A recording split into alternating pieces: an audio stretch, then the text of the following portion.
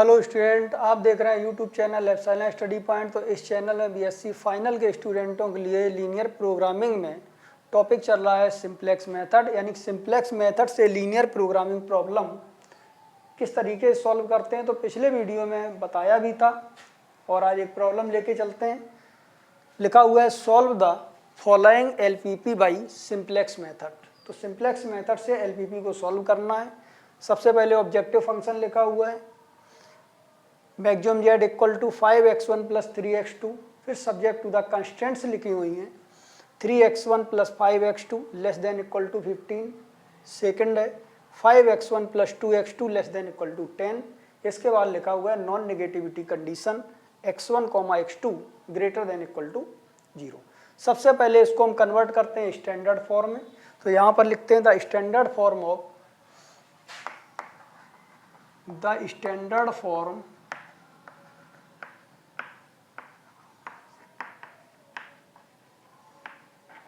of given LPP is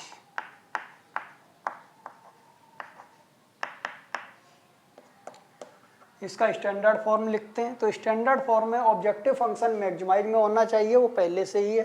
तो यानी कि यहाँ पर लिखा हुआ है मैक्सिमाइज जेड इक्वल टू, यहाँ पर लिखा है 5x1 प्लस 3x2 और इसके बाद में सब्जेक्ट टू द कंस्टेंट सबसे पहले यहाँ पर राइट हैंड साइड वो हो नॉन नेगेटिव हो।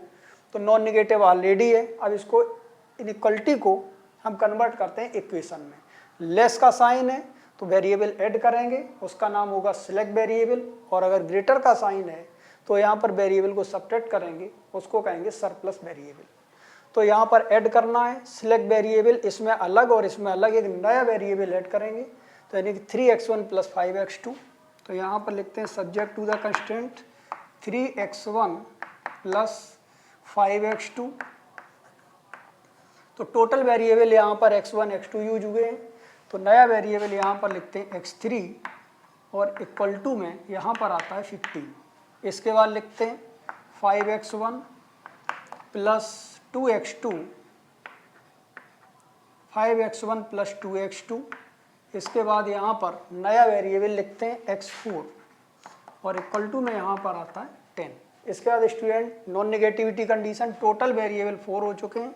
तो x1, x2, यहाँ पर लिखते हैं x3 and x4 greater than equal to 0।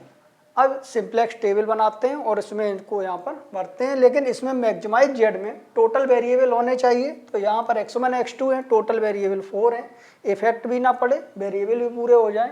तो जीरो कॉस्ट लगा करके करते हैं। तो यहाँ पर लिखते हैं 0x3 प्लस फिर यहाँ पर लिखते हैं 0x4।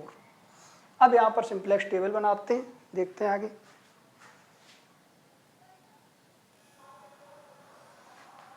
तो स्टूडेंट यहाँ पर अब इस टेबल को भरते हैं। सबसे पहले इस कॉलम में यहाँ पर बेसिस लिखते हैं b, फिर इसकी कॉस्ट यहाँ पर लिखते हैं cv।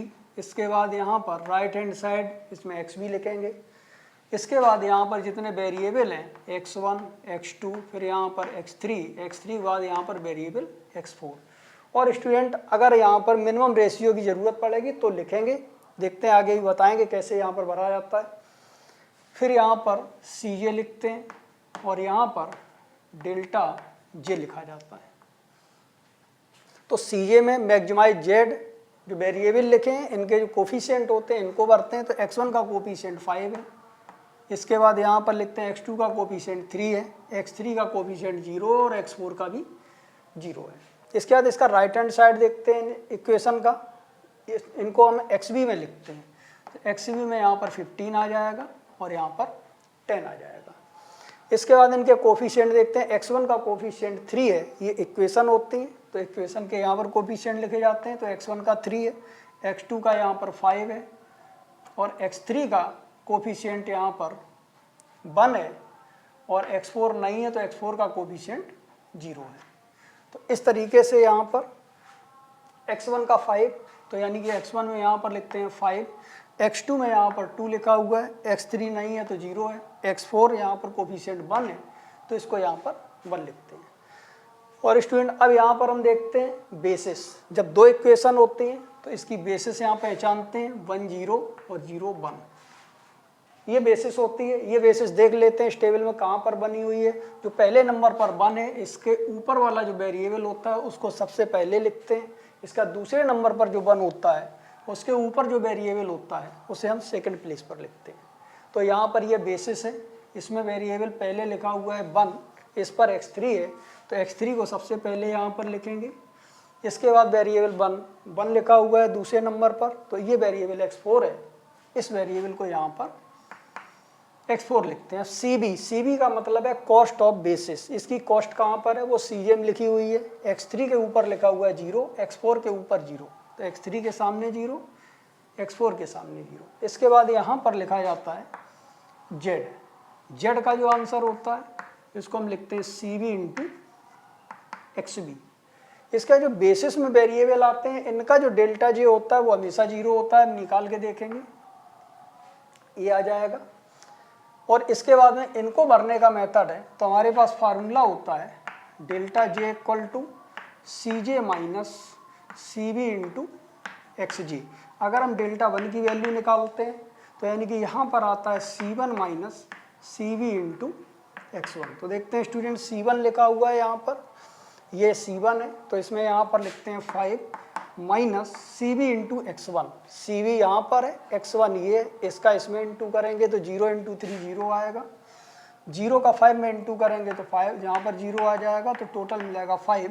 तो इस तरीके से यहाँ पर 5 लिखेंगे। इसके बाद में यहाँ पर डेल्टा 2 निकालते हैं, तो डेल्टा 2 यहाँ पर लिखेंगे C2 minus CB into X2, यानी कि CB का ही इंटू करना है। तो C2 यहाँ पर लिखा हुआ है 3, तो इक्वल टू लगाया 3 माइनस CV का इंटू X2 में करेंगे तो इसका इसमें करेंगे 0 आएगा, और 0 का इंटू 2 में करेंगे तो 0 आ जाएगा, तो आंसर आ जाएगा यहाँ पर 3। तो स्टूडेंट यहाँ पर 3 लिखते हैं। इसी तरीके इसको निकालेंगे तो 0 में से सब्ट्रैक्ट करेंगे, इसका इसमें इंटू करेंगे 0 और इसका इसमें इंटू करेंगे 0, ऐड करने के बाद इसमें सब्ट्रैक्ट करेंगे तो 0 आएगा। इसी तरीके से जब हम इसमें निकाल लेंगे तो इसका इसमें इंटू करेंगे 0, इसका इसमें इंटू करेंगे 0 और टोटल करने के बाद 0 में सब्ट्रैक्ट करेंगे तो भी 0 आएगा यहाँ पर। तो स्टूडेंट पुराने जो पिछला क्वेश्चन बताया था, पिछले वीडियो में जो क्वेश्चन बताया था उसमें यहाँ पर हमने बताया था डेल्टा J टोटल के टोटल निगेटिव हो, तो कंडीशन बताई थी हमने कि सॉल्यूशन ऑप्टिमल होगा और यहीं से आंसर मिल जाता था। एक भी डेल्टा 0 है तो अल्टरनेट मिलता था। तो इसके बाद में अगर डेल्टा J पॉजिटिव है तो पॉजिटिव के लिए अगर पूरा कॉलम नेगेटिव है यहाँ और यहाँ पर, तो फिर हम देखते थे अनबाउंडेड सॉल्यूशन या अनबाउंडेड फीजिबल रीजन, ये मिलता था। इसमें एक भी कंडीशन ऐसी नहीं है, डेल्टा पॉजिटिव है, कोई भी नेगेटिव नहीं है, तो इसलिए इस क्वेश्चन को अब हम आगे बढ़ाएंगे। तो इसमें देखते हैं और हम Z की वैल्यू निकालते हैं, CB इंटू XB आएगी, यानी कि CB ये है, XB ये है, इसका इसमें इंटू करेंगे 0 और फिर इसका इसमें इंटू करेंगे 0 और इनको ऐड करने पर जो आंसर आएगा वो यहाँ पर नोट करेंगे। अब डेल्टा J में अगर पॉजिटिव नंबर आते हैं, पूरा कॉलम नेगेटिव कोई नहीं है, तो फिर इस प्रोसेस को आगे बढ़ाते हैं। जो डेल्टा मैक्सिमम होगा, इसमें पॉजिटिव हो और मैक्सिमम हो, उसको हम मानते हैं इनकमिंग वेक्टर। तो यानी कि इसमें जो मैक्सिमम है वो 5 है, तो हम 5 को मानते हैं इनकमिंग वेक्टर, इनकमिंग वेक्टर। तो ये स्टूडेंट इनकमिंग वेक्टर हुआ। तो अब जब यहाँ पर इनकमिंग वेक्टर मानते हैं, फिर यहाँ पर मिनिमम रेशियो निकालते हैं। अब जरूरत पड़ेगी मिनिमम रेशियो की। तो इनकमिंग वेक्टर आया x1, तो xv में हम x1 से करेंगे डिवाइड। तो xv देखते हैं 15 लिखा हुआ है और x1 में 3 लिखा हुआ है, तो इसका आंसर आ जाएगा यहाँ पर 5। इसके बाद xv में यहाँ पर देखते हैं 10 लिखा हुआ है और इसके बाद x1 में देखते हैं यहाँ पर 5 लिखा हुआ है। 5 से 10 को डिवाइड करेंगे तो यहाँ पर 2 आएगा। तो इसमें मिनिमम जो आंसर आया वो ये है, तो इस आंसर को यहाँ पर 2 को आउटगोइंग वेक्टर मानते हैं। तो यानी कि इसको यहाँ पर इस बेसिस से आउट करना है, हटाना है। तो x4 को आउटगोइंग वेक्टर कहते हैं, यहाँ पर भी मेंशन कर देते हैं, ये x4 है आउटगोइंग, यहाँ से नहीं हटाएगा लेकिन इस बेसिस से हटाएंगे और इनकमिंग यानी x4 की जगह पर हम रखेंगे x1 को, वो अगली टेबल बताते हैं। तो इसको यहाँ पर लिखते हैं आउटगोइंग वेक्टर, यहाँ पर लिख सकते हैं आउटगोइंग वेक्टर। तो अब यहाँ पर एक नई सिंप्लेक्स टेबल बनाते हैं और देखते हैं आगे।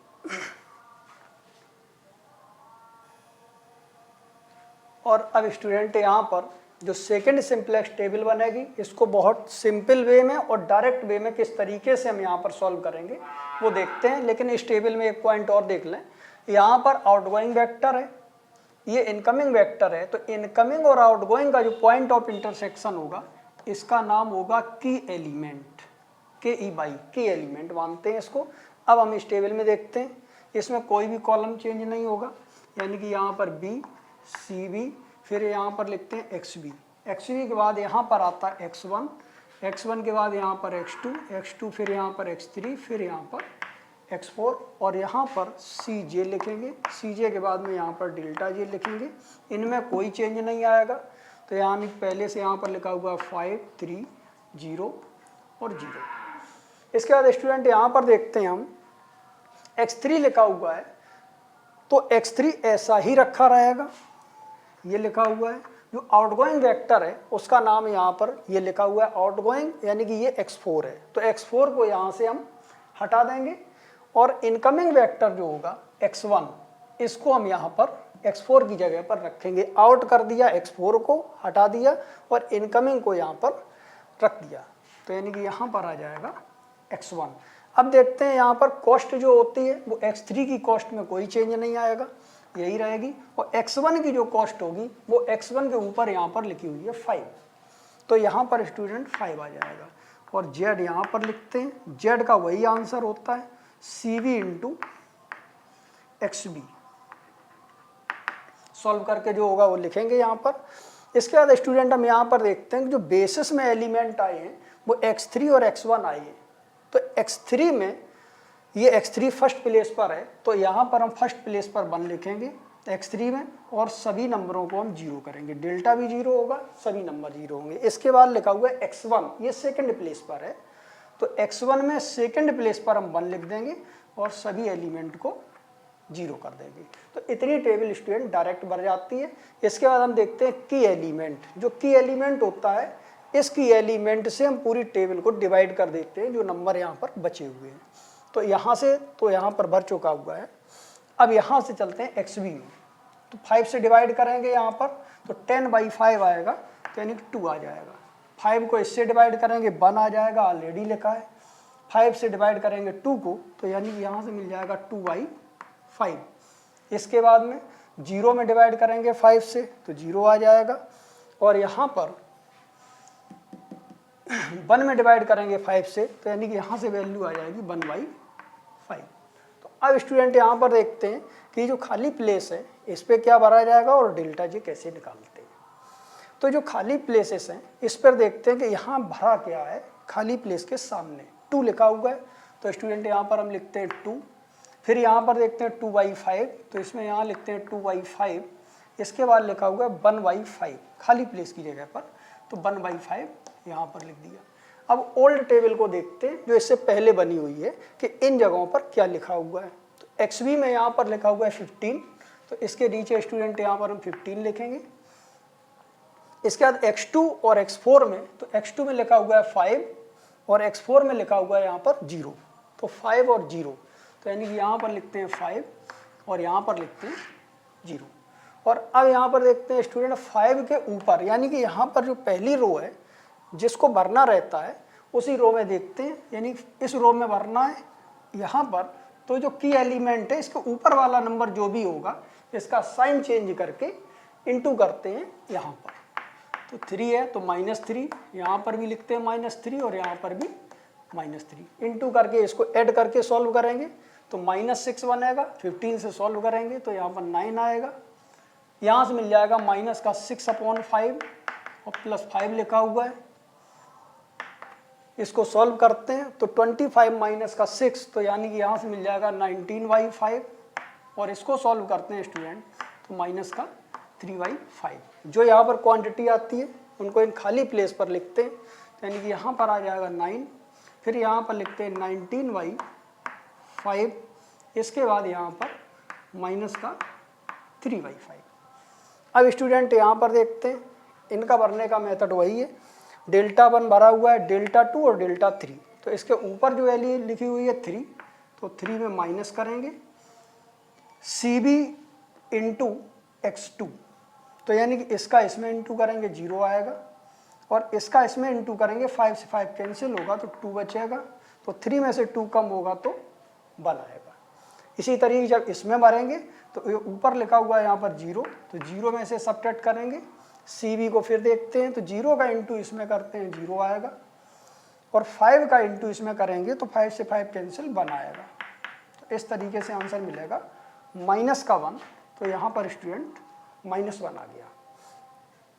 इसके बाद फिर अब देखते हैं कि यहाँ पर z कितना आएगा, CB का XB में इंटू करते हैं, इसका 0 करेंगे और इसका इसमें इंटू करेंगे तो आएगा 10। अब डेल्टा J फिर देखते हैं कि कोई भी डेल्टा पॉजिटिव ना हो, अगर पॉजिटिव है तो टेबल फिर आगे चलेगी। तो यहाँ पर देखते हैं कि बेसिस वाले डेल्टा तो 0 होंगे, नॉन बेसिस वाले इनमें से पॉजिटिव ही आया है। जब पॉजिटिव आ जाए तो देख लें पूरा कॉलम नेगेटिव ना हो, अगर नेगेटिव होगा तो अनबाउंडेड सॉल्यूशन, अगर नेगेटिव नहीं है और कोई भी डेल्टा हमारा पॉजिटिव मिल रहा है तो इसी पॉजिटिव डेल्टा को ज़्यादा है तो मैक्सिमम, अगर एक ही है तो उसी डेल्टा को हम इनकमिंग वेक्टर मान करके क्वेश्चन आगे सॉल्व करते हैं। तो देखते हैं स्टूडेंट इसमें आगे,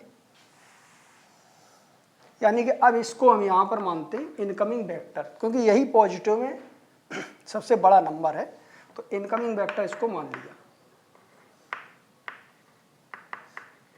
इनकमिंग वेक्टर।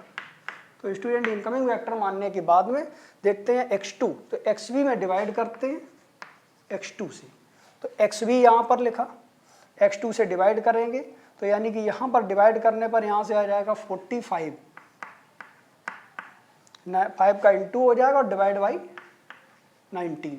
इसमें यहाँ पर देखते हैं XV अपॉन x2, तो यानी कि XV यहाँ पर लिखा हुआ है 2 और x2 लिखा हुआ है यहाँ पर 2/5, तो यानी 2 डिवाइडेड बाई 2/5 लिखेंगे, 2 से 2 कैंसिल, तो यानी कि यहाँ से आ जाएगा 5।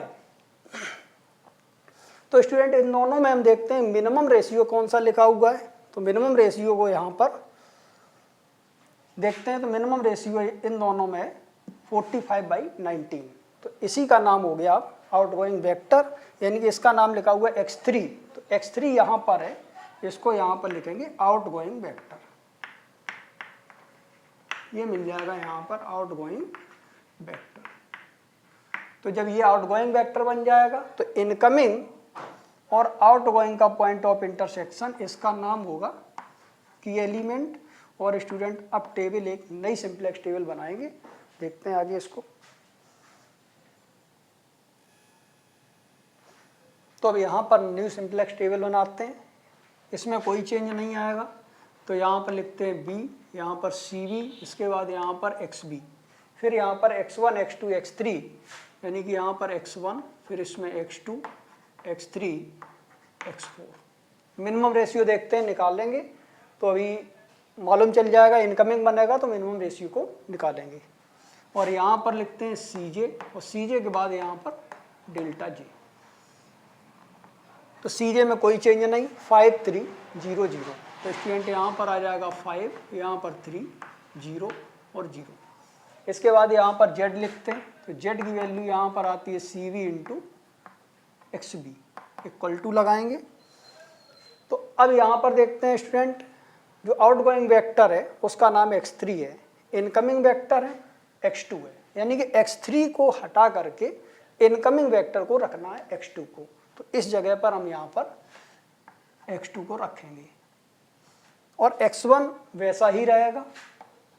तो x1 की कॉस्ट में कोई चेंज नहीं आएगा, 5 लिखी हुई है, और x2 की जो कॉस्ट होगी, अब x3 की जगह x2 आ गया, तो x2 की कॉस्ट, x2 के ऊपर यहाँ पर 3 लिखा हुआ है, इतना आ गया।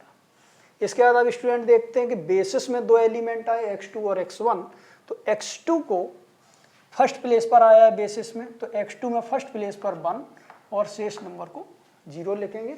इसके बाद x1 आया है सेकंड प्लेस पर, तो x1 में सेकंड प्लेस पर 1 और शेष नंबर 0 लिखेंगे। अब स्टूडेंट देखते हैं कि जो की एलिमेंट हमारा है, की एलिमेंट से पूरी टेबल को डिवाइड करते हैं, तो 19/5 से डिवाइड करेंगे पूरी टेबल को, तो यहाँ तो वैसा ही लिखा हुआ है, यहाँ से करते हैं, तो यहाँ से आ जाएगा 45 डिवाइड बाई 19, तो यहाँ से मिल जाएगा 45 डिवाइडेड बाई 19, इसमें 0 आ जाएगा, यहाँ पर 1 आ जाएगा, तो ये 0 आ गया, ये 1 आ जाएगा। इसमें डिवाइड करेंगे स्टूडेंट, 5 से 5 कैंसिल, तो माइनस का 3 बाई 19 मिलेगा, तो माइनस का 3 डिवाइडेड बाई 19 आएगा। इसके बाद में x3 में डिवाइड करेंगे, तो x3 में डिवाइड आ जाएगा 5 बाई 19, x3 में 5 बाई 19, x3 में 5 बाई 19 आएगा, और x4 में डिवाइड करेंगे तो माइनस का 3 बाई 19 आएगा। तो इसको यहाँ लिखते हैं माइनस का 3 और डिवाइडेड बाई 19। तो ये टेबल स्टूडेंट बनी। अब यहाँ पर देखते हैं इन प्लेसेस पर कैसे भरना है। तो देखते हैं कि ये खाली प्लेस है, इनमें सामने भरा क्या है इस टेबल में, 45 बाई 19। तो इसको यहाँ लिखते हैं 45 डिवाइडेड बाई 19। इसके बाद इस खाली प्लेस के सामने भरा हुआ है 5 बाई 19, और यहाँ पर खाली प्लेस के सामने भरा हुआ है माइनस का 3 बाई 19। तो इस तरीके से अब हम इससे पहले वाली टेबल देखते हैं कि इसमें क्या क्या भरा हुआ है। XB में देखें तो XB में भरा हुआ है यहाँ पर सेकंड प्लेस पर 2, तो सेकंड प्लेस पर यहाँ पर 2 लिखते हैं। इसके बाद x3 और x4 में देखते हैं, तो x3 में लिखा हुआ है यहाँ पर 0, x4 में 1/5, तो यहाँ पर 0 और यहाँ पर 1/5। तो अब स्टूडेंट यहाँ पर देखते हैं जो की एलिमेंट है, जो भी नंबर की एलिमेंट है, देखते हैं कि हमें इस लाइन के नीचे वाला नंबर रो भरनी है। तो इसके नीचे वाले रो में लिखा हुआ है कि एलिमेंट के नीचे 2/5, तो इसका साइन चेंज कर देंगे और इसमें इंटू करेंगे, इंटू करेंगे माइनस का 2/5, इसमें भी इंटू करेंगे माइनस का 2/5, और इसमें भी इंटू करेंगे माइनस का 2/5, और इसको यहाँ से हम सॉल्व करके जो आएगा आंसर लिखते हैं। देखते हैं आगे। तो स्टूडेंट यहाँ पर जब हम इसको सॉल्व करेंगे, तो सॉल्व करने पर इसको इसमें ऐड करेंगे तो आंसर आएगा 20/19। यहाँ से 5 से 5 कैंसिल हो जाएगा, माइनस का 2/19 मिलेगा, और यहाँ से माइनस का 6/95 और 1/5 साथ सॉल्व करेंगे तो 5/19 आएगा। तो जो ये आंसर आए हैं इनको इन खाली प्लेसेस पर रखना है, तो 20/19 आ जाएगा। तो यानी कि यहाँ पर लिखा 20/19, इसके बाद लिखा है माइनस का 2/19, और इसके बाद यहाँ पर 5 डिवाइडेड बाई 19। तो अब स्टूडेंट यहाँ पर z की वैल्यू निकालेंगे, इसका इसमें इंटू करेंगे तो, और इसका इसमें इंटू करेंगे। तो यहाँ पर इंटू करेंगे तो यहाँ से मिल जाएगा 135 डिवाइडेड बाई 19, और इसका इसमें इंटू करेंगे तो प्लस का यहाँ से मिल जाएगा 100/19। तो ऐड करने पर आ जाएगा 235 डिवाइडेड बाई 19। अब स्टूडेंट यहाँ पर देखते हैं, तो यहाँ पर जो वैल्यू होती है Δ1, Δ2, Δ3 और Δ4 निकालना है। तो Δ3 की वैल्यू निकालेंगे तो C3 यानी ये quantity minus CV into x3, इस तरीके से निकालते हैं। तो यानी C3 जो तुम्हारा लिखा हुआ है इसमें यहाँ पर 0 है, तो 0 में से सब्ट्रैक्ट करेंगे CV और x3 का इंटू करके। तो यहाँ पर CV लिखा हुआ है, x3 लिखा है, तो इसका इसमें इंटू करते हैं, यहाँ से आ जाएगा 15/19, और इसका इसमें इंटू करते हैं तो माइनस का 10/19। सॉल्व करते हैं स्टूडेंट, तो माइनस का 5/19 मिलेगा, वो यहाँ पर नोट कर दिया 5/19। अब इसको देखते हैं, यहाँ पर 0 में से फिर सब्ट्रैक्ट करना है, तो 0 माइनस किया, CV का इंटू करेंगे तो 3 का इंटू इसमें करते हैं तो माइनस का 9/19 मिलेगा, और 5 का इंटू इसमें करेंगे तो प्लस का मिल जाएगा 25 डिवाइडेड बाई 19। तो सॉल्व करते हैं तो माइनस का यहाँ से मिल जाएगा 16/19। तो स्टूडेंट यहाँ पर आता है माइनस का 16/19।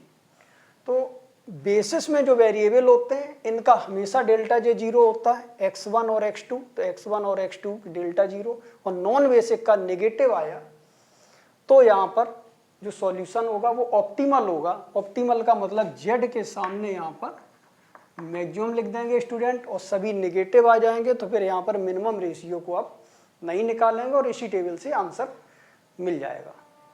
नॉन बेसिक का एक भी एलिमेंट 0 नहीं है, सभी नेगेटिव है। तो हमने जो स्टेप बताए थे पिछले वीडियो में, तो फर्स्ट स्टेप लगेगा, since all Δj less than equal to 0 therefore basic physical solution is optimal. यहाँ पर नोट करते हैं और देखते हैं आंसर कितना आता है। तो यहाँ पर since all delta J less than equal to 0, basis वाले 0 हैं, नॉन बेसिस के सभी नेगेटिव हैं, तो less than equal to 0, therefore basic physical solution is optimal and is given by. और ये आंसर कितना होगा, तो स्टूडेंट जो यहाँ पर गिवन प्रॉब्लम थी उसमें केवल 2 वेरिएबल थे x1 और x2, तो x1 और x2 की वैल्यू निकालनी है। तो यानी कि यहाँ पर देखते हैं x1, बेसिस में x1 लिखा हुआ है तो इसकी वैल्यू यहाँ पर xb में लिखी रहती है, तो यहाँ पर x1 इक्वल टू लिखा हुआ है 20/19, और जो भी वेरिएबल यहाँ नहीं है उसकी वैल्यू को 0 रखते हैं। x1 की वैल्यू 0 और यहाँ पर लिखते हैं x2 की वैल्यू यहाँ पर लिखी हुई है 45, यानी कि यहाँ से आ जाएगा 45 डिवाइडेड बाई 19। और ऑब्जेक्टिव फंक्शन जो लिखा हुआ था मैक्सिमाइज जेड, उसका आंसर आया 235 डिवाइड बाई 19, यानी कि यहाँ पर लिखते हैं maximize Z equal to 235 divided by 90। तो स्टूडेंट ये इस प्रॉब्लम का आंसर है। तो आज इस वीडियो में यहीं तक, अगले वीडियो में मिलते हैं एक नई प्रॉब्लम के साथ। तो सभी स्टूडेंट इस वीडियो को लाइक कर दें, शेयर कर दें और सब्सक्राइब कर दें, ताकि हमारे आने वाले हर वीडियो की नोटिफिकेशन सभी स्टूडेंटों को मिल सके। That's all.